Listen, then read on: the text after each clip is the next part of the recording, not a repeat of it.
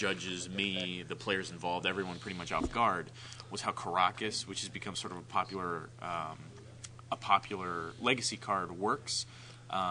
It was pointed out that it's on the text of the card. It says tap it to return a legendary permanent or a legend to its owner's hand and then destroy all the enchantments on it.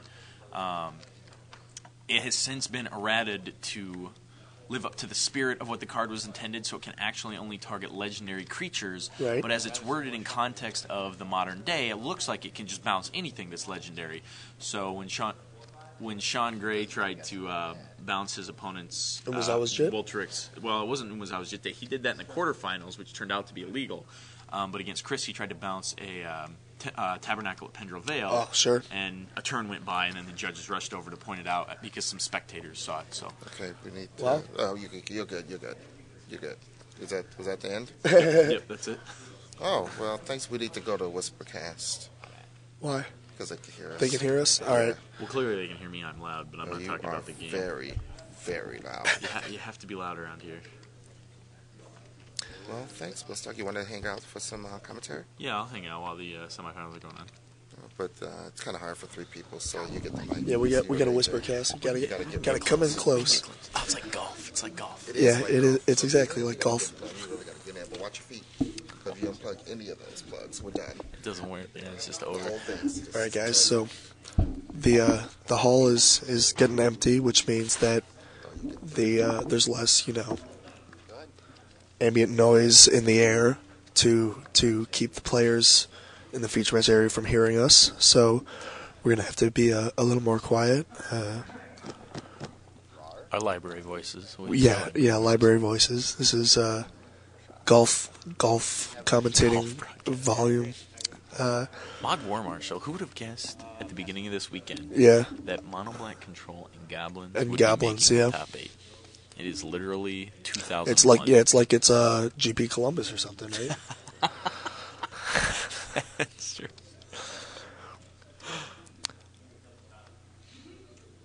Esper 3K wants to know if there's a Warren Instigator in that Goblin list. I don't believe there was. You should. No, we have the list here.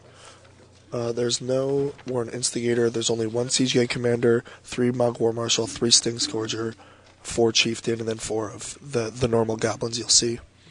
Quote unquote normal. Yeah. The other thing that's interesting about the list is it has 4 Wastelands, but no Rishadan ports.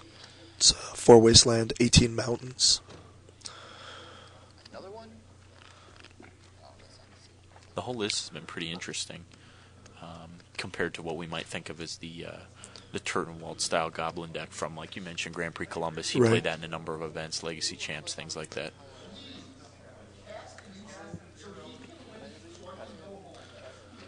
Billy Nichols, his deck name is Team America. Is that what it's called? Yeah.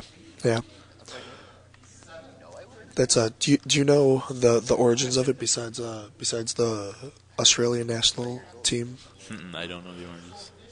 That's the first time I've heard of it, but I don't know why the Australian national team would call their deck Team America. Yeah, it's something that's always confused me, but it's been named that for quite some time. Yeah.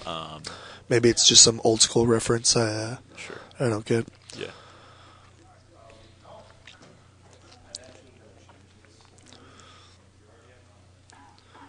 It's kind of hard when you look at the black and white on Nick's list here. It's tough to believe he made the top 8 because, he's playing powerful cards like Goblin Lackey. But if you look at Mog War Marshal, it just doesn't seem like it should be that exciting. But that's always been the case with Goblins. They've always been an underwhelming thing on paper, and they've still managed to be competitive over the years. The big upgrade for Mog War Marshal is the new Goblin Chieftain, which is more Goblin War Chief effects to give all your non-hasty goblins haste, and 2/3 goblins in one. The form of Mog War Marshal gets a lot better when they're 2/2s instead of 1/1s. Absolutely. Engineer Explosive is going to be pretty big there for Billy Nichols. Yeah. Keeps that pile driver down to size. Yeah, taking out both the Mog War Marshal tokens and shrinking that pile driver. Although it looks like he is a chieftain. He does have a chieftain.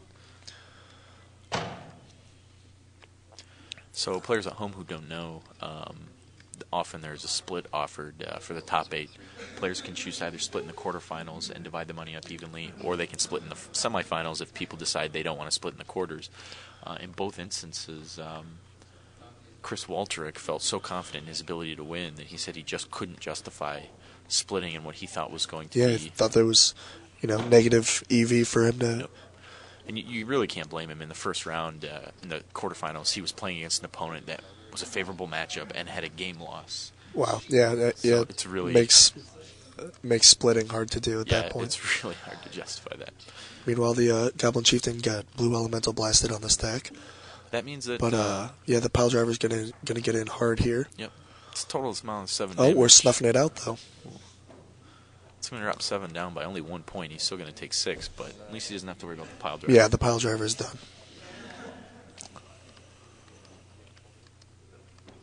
And now once that engineer explosives is blown up, it'll be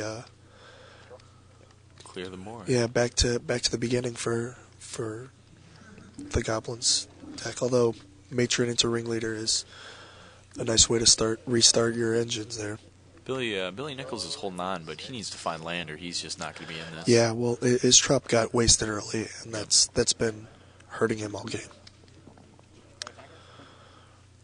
It is never a good sign when you are the blue player and your Goblin's opponent has more lands than you do. Yeah. Sure enough, Engineer Explosives takes out the Mog War Marshal tokens.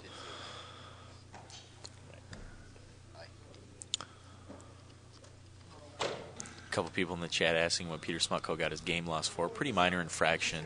It just happened to be significant. He had a snow-covered misregistered. island. Yeah, he had a snow-covered island in his deck, but had only listed islands. Right. So. He has the snow covered for Gifts Ungiven, right? Mm-hmm. And just to be different, and forgot to register it. So Easy mistake.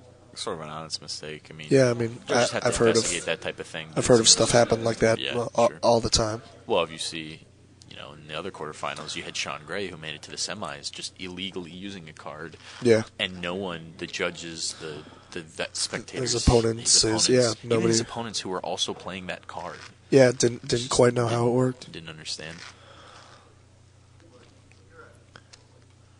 Yeah, with these old cards, it's whenever you're in doubt, it's always good to get an Oracle ruling from the judges because with erratas and re-erratas, the card might work a little counterintuitively, and it's good to know what the actual text says.